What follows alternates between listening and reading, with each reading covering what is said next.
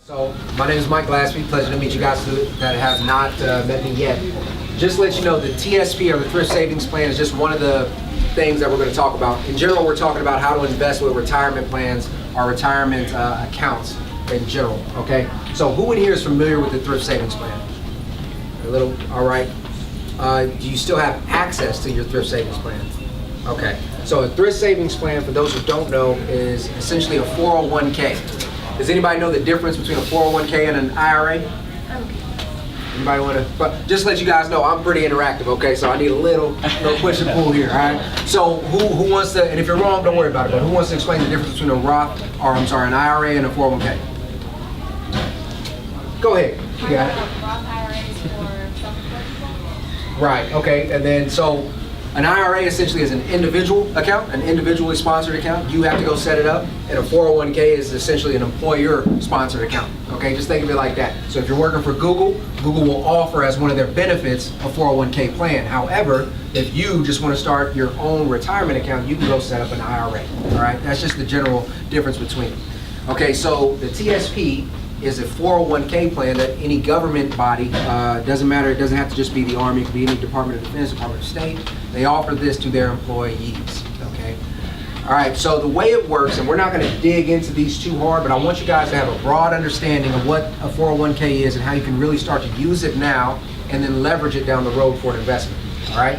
So a 401k is essentially, we go out as an employer, say I'm Google, I find a custodian to hold my 401k plan, and we offer it to our employees. Our employees now have an option to invest in certain funds that are within this 401k. Okay? The TSP does the same thing. You can only invest in about 5 different funds within the TSP. All right? You don't have a choice of what those funds are. They're just already there. They're pre-manufactured for you. Now, who knows the difference between or who knows what a mutual fund is? Just real broad strokes. Anybody? Charlie. Mutual fund is basically where you got a basket and you take a little bit from everything. That's good.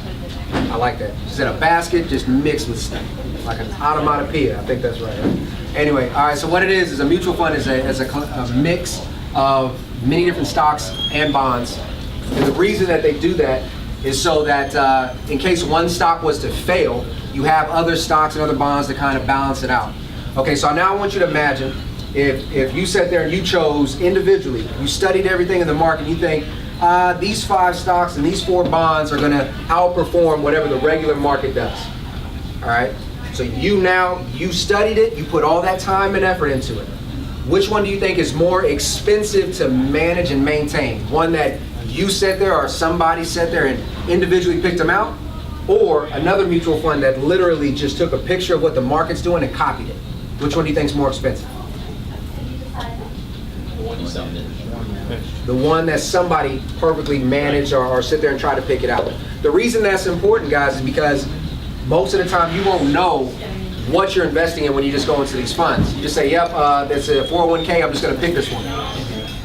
When you look at it, there's actually expenses related to each one of these funds, okay? So one that's self-managed and self-picked out and all this, they're going to have typically a higher expense ratio than one that just matches the index. The one that matches the index is called an index fund. All right, that's what you're going to hear. So I'm going to ask you guys this. If you have one account that makes 10% and both accounts make 10%, let's put it like that. One costs 4% to manage and the other one costs 2% to manage. Which one did you make more money on? The 2%, right? The index fund. Okay, so just by educating yourself on what is actually in the custodian's 401k plan, now you can increase your chances of making a higher return. That's just plain and simple within itself. Does that make sense? I'm hoping I'm not really digging too deep into it, right? Okay, so why is this important? You guys start investing at a young age, or that's the intent anyway, right? You go work for an employer and you start putting your money in. So for the TSP, say you're in the military, you come in as an E1, E2, or a second lieutenant, you start putting your money into the TSP immediately. It's already compounding interest. As you're getting some dividends, you're getting some capital gains, you're starting to see a nice little nest pile stock up. Now, a few years down the line, you guys have maybe $5,000, $10,000, and you're wondering, how can I get started in investing in real estate? Well, the TSP actually allows you to take a loan out against it, and that's what we're going to discuss a little bit further.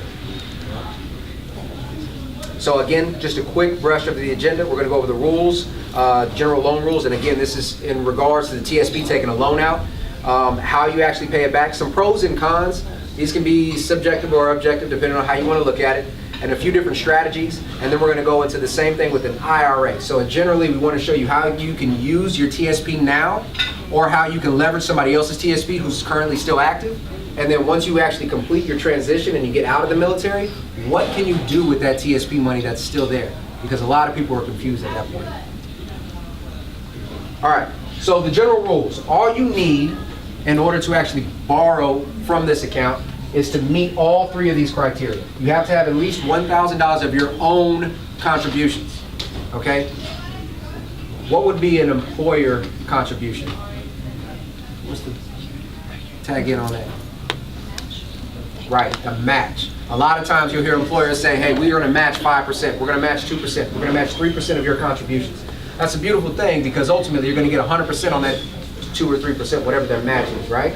But at the same time, you need to realize if you put in $500 and they matched you $500, you still haven't met this threshold of $1,000 of your own contribution. So that's important to know because that's also what you get penalized on if you do an early withdrawal or if something else kind of goes wonky on that account. It's not your contributions, it's the gains and employer contributions that get affected. Okay, you have to be currently employed by the federal agency that you started the TSP with, and that's why it comes into play. Because how many people here have left the military, are no longer in the military but work, right? Okay, so if you guys still have TSP accounts, right, you guys don't have access to the loan anymore. You still have that TSP account, it's still an active retirement account, but you can't borrow money from it. All right, and you have to be in a pay status, so that means obviously you have to be getting paid from the military or whatever government body. The bottom part here is one of the best parts about it. This is one of the strengths about it. It simply says that you have not repaid a TSP loan within full in the past 60 days. Essentially, that means as soon as you pay it off, you just have to wait 60 days or 2 months and you can do it all over again. So the way I like to think about this is it generally takes 7 to 10 business days to process the loan. Then it takes 5 to 7 days for it to actually reach your account. So roughly about 3 weeks if you really want to look at it that way. And then 2 months to kind of refresh itself. So if you had a really good strategy, you could use your TSP funds up to maybe 4 times a year for a quick turnover, right? And we'll go over some of the strategies in a little bit, but that's one of the nice parts about this type of strategy. All right, so there's generally 2 different types of loans. General purpose and residential, all right? The general purpose, the beautiful thing is you can actually choose your payback period. All right, so with a general purpose, you only have a choice between 1 to 5 years. What is the average, just a standard residential mortgage, what's your average payback period? 30 years, right? 30 years. So $100,000 spread over 30 years, obviously with whatever percentage rate it is, seems like a very small amount than $100,000 spread over 5 years of a payback period. Does that make sense? It's only amortized over 5 years. So before you guys start thinking, hey, I'm gonna borrow $50,000 out and use it for a buy and hold, or as a down payment for a buy and hold, really think about what does that equate to from a monthly payback. Does that make sense? It's no longer 30 years now, you're paying it back in 5 years, so keep that in mind. Now the residential loan has a repayment period of 15 years, up to 15 years. And yep, you can go out and get a mortgage and do a 15-year amortization if you like.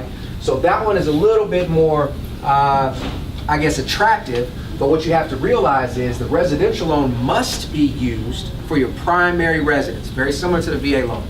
This one is a little bit more strict because they're gonna ask for proof, they're gonna ask for some more documentation before they ever generate this loan, all right? And it's pretty flexible though, because you can use it on RVs, you can use it on condos, townhomes, you could use it on,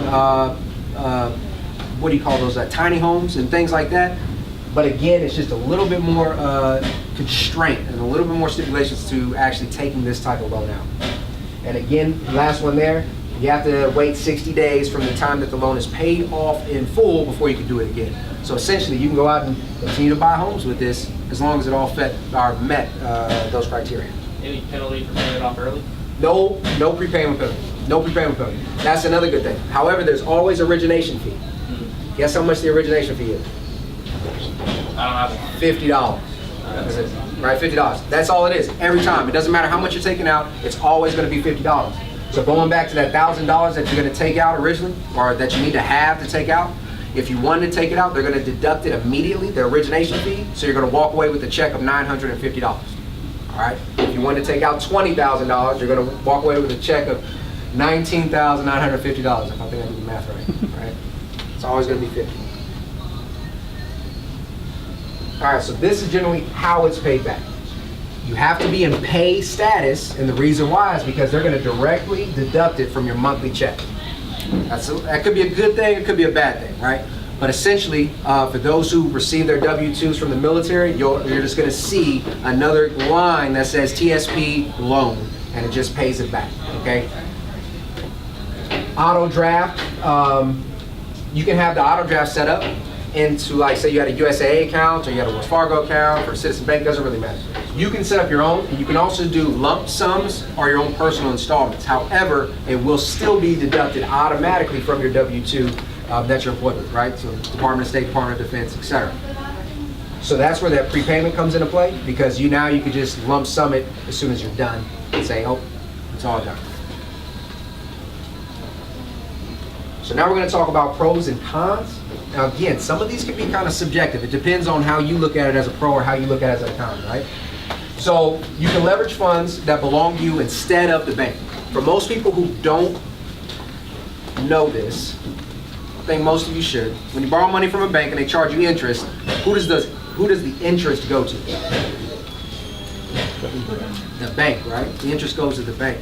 But when you're borrowing from your own retirement account and you're paying back the interest, who does the interest go to? It goes to you. It goes back to you. Okay? So this is the kicker. You borrow this money, the interest rate, because I'm pretty sure one of y'all was going to ask that. Pretty sure. So the interest rate on these, when you borrow against yourself, mirrors what the G fund is in the TSP fund. Okay? For those who don't know that, remember these are all index funds. Everything in the TSP is index funds. So the G funds is essentially government securities, right? Bonds. Very, very low rates. I think the last time I pulled a loan out, it was at 2.7%. That was the interest rate on the loan. That's not bad at all. And when you're paying that 2.7% back, it's going into my accounts, okay? So however I have my accounts allocated, 10% S fund, 30% G fund, whatever the case may be, when that interest payment is coming back in, it's just getting separated back into those funds that I have set up for. All right? You potentially can achieve higher returns in your current portfolio. So remember how I just told you, an actively managed fund may have an expense ratio of 4%. These over here may have an expense ratio of 2%. So you see right there, you can change your return by 2% just by choosing an index fund over an active fund. Well, it's the same case. What if I don't want to invest in the S fund or the G fund? Instead, I want to invest in real estate. Maybe I want to do a private money loan and get a much higher return. But when you do something like that, you have the opportunity to achieve higher funds. All right, that's just one of the pros. Again, that one is very subjective. And then another big pro, again, is you can use it multiple times. Like I just said, as soon as it's paid off, after 60 days, you guys can do it all over again. Cons. All right, I'm not gonna lie to you. I copied this right off the TSP website because, again, cons are very subjective, right? This is your opinion, or this at least is their opinion on it. So it says if your TSP investments earn higher rates of return, the interest rate on your loan, you could lose money essentially. What they're saying is if you're getting 10% from the S fund and then your loan is only going to give you 2.7%, you've lost 8%, right? Again, that's something that we obviously know, and we're taking that risk while we're taking this money out, but we're taking the money out probably for a different reason, right? To invest in an asset that's going to yield us a much larger return, or at least get us control of an asset, right? We thought that one through. If you're not able to contribute as much to the TSP because of your financial burden, essentially this is saying if your monthly payment is $500, that's $500 less that you can put into your TSP account, right? It's common sense there. And then the TSP is not a it's not a mortgage. And so this is the part that I wanted to highlight here. It says that the interest payments are not tax deductible. Everybody here knows when you go and you purchase a property, the mortgage interest is actually tax deductible. And if you didn't know that, now you know. In addition to that, you can also depreciate the property itself, right? So that's why we like real estate. A lot of different tax shelters, if you will. But with the TSP, if you try to take the residential loan out and use that for your primary residence, that is not a mortgage. So that 2.7% or whatever that percentage rate may be is not going to be tax deductible. So keep that in mind if you really are looking for the IRR aspect of an investment. And I'm trying to, not use some crazy terminology there, but if you're really looking at all the aspects that you can save when you're underwriting this property before you go and buy it, that actually does not come into play. And so that's important to realize. Okay, so now we're going to touch on a few different strategies. I'm going to jump straight to the bottom line, and then we're going to go back up. Remember how I said, as soon as you take out this loan, typically the general loan is what you're going to want to focus on, when it's amortized over a much shorter period than any other types of loans or a mortgage and things like that. So with that being said, your monthly payment is going to be pretty hefty. Okay, so if you take out $50,000, you're looking at, I think it's like a $900 a month payment. That's pretty hefty, right? So when you do that, you have to keep in mind that any opportunity I have to take this money and put it into a short-term investment, get that money back and pay off, do my prepayment and pay it off really fast, now we can continue to use it and really start to bring in some quick capital. So with that being said, I think, personally, private money lending is one of the best opportunities for this, right? Who in here is familiar with gap funding? Anybody ever heard of gap funding? All right. So gap funding essentially is where a wholesaler, and I'm just going to use a wholesaler for an example. A wholesaler gets a property, he wants to sell it to somebody else and make $10,000. That's a lot of money for a wholesaler.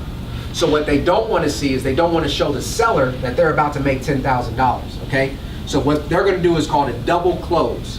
They're going to take that first seller and close on it, and then turn right around to that new buyer and close again. They're going to do a double close. But in order to do that, when you close the first time, you actually have to come with all the money to close, right? So just for this example, the first deal was $30,000, the second deal was $40,000. Well, that wholesaler now needs $30,000 to complete that transaction. So I can lend him $30,000 as a gap fund because I know that I'm about to get paid back in 24 hours or whatever the case may be. That's just a general explanation of what gap funding is.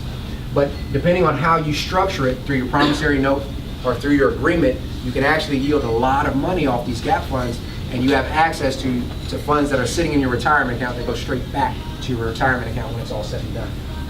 All right, so bridge loans are very similar. Essentially, you're just waiting for the refinance, and obviously fix and flips, right? Something that you can hold for a few months and then turn around and pay back off your loan. Another one would be the delayed financing, which is generally the same thing that we just discussed, but it would be all for you internally. And then just real quick.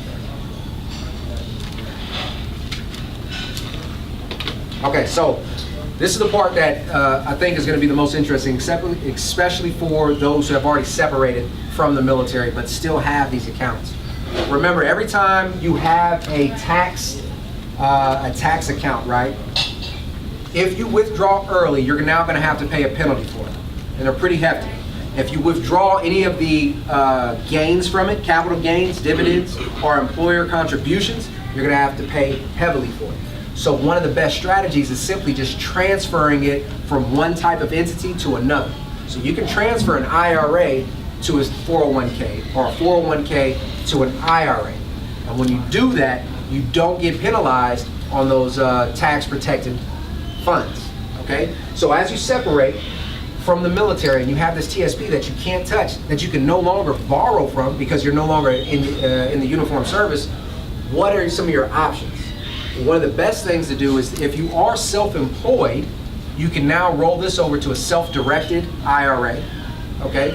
A self-directed 401k, right? And you have these other different, a solo 401k, but you have these different vehicles that you can actually use. So when you do this, all you have to do is find an IRA custodian that actually specializes in the self-directed aspect. Remember, alluding back to the beginning of the conversation, the custodian, they have their self-selected funds, right? They're saying you can invest in X, Y, and Z, and that's it.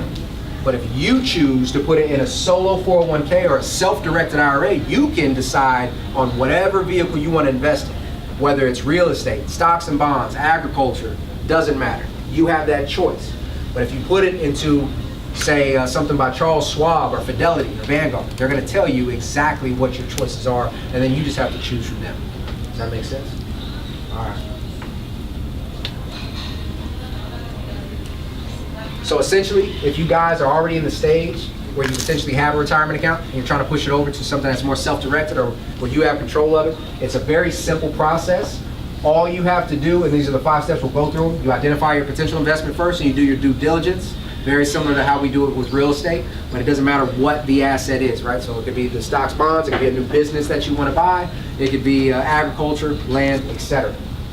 Then you have to go to your custodian. So for this example, we're going to use Charles Schwab, right? Charles Schwab. You'll go to them, you'll request the funds, and you'll direct your investment. The small note here, most of you probably can't read, but you have to understand that that self-directed account, that self-directed IRA or whatever, needs to have its own LLC. And everything that happens to that asset needs to happen through the IRA or through that account, okay? So any management expenses, any purchases, any rehabs, any cash flow, any revenue, anything needs to go through that LLC that's managed by this IRA or 401k, okay? Your brokerage, they're gonna process your investment. So for this one, it'll be Charles Schwab. They're gonna process the whole deal. Again, management of the investment stays within that account, and then you just move on to the next step, whether you're gonna exit or continue to hold it. All right, so keep this in mind. This can go for all of these: real estate, mortgage notes and trusts, private placement or equities, private lending, promissory notes, tax liens, tax deeds, digital currency. Who likes Bitcoin? Nobody. All right, cool.